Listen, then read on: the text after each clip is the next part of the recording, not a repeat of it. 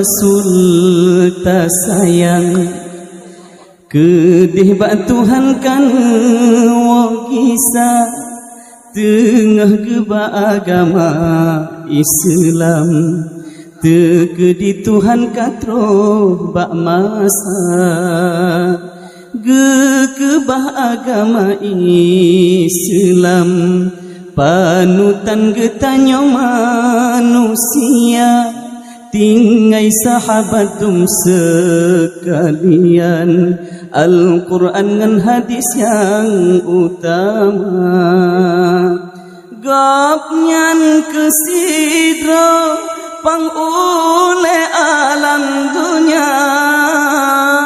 hana yang lain yang saban untuk tak pesah gopnyan kesidro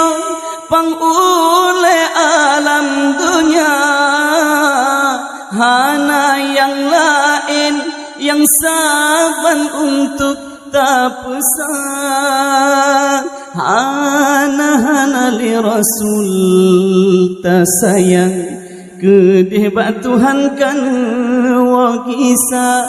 tengah geba agama Islam tekedi Tuhan katro bak masa wahai syedara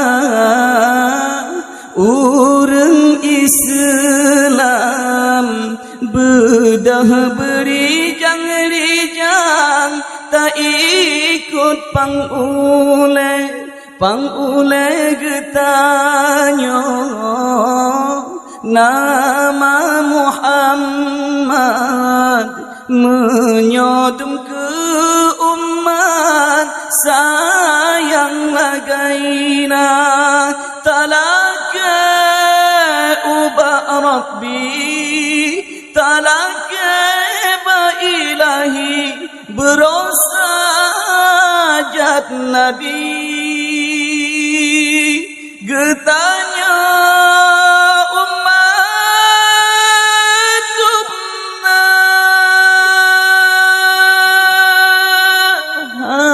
hana li Rasul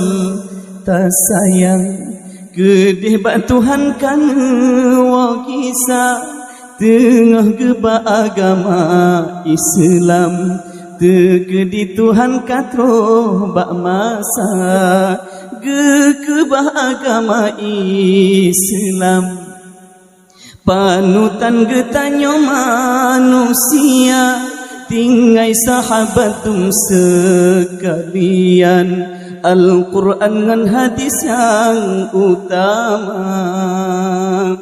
wahai syedara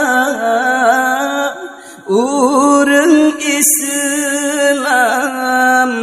bedah berijang-rijang tak ikut pangule getanyo nama Muhammad menyodom ke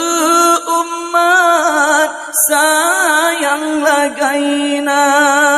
talaka ubah Rabbi talaka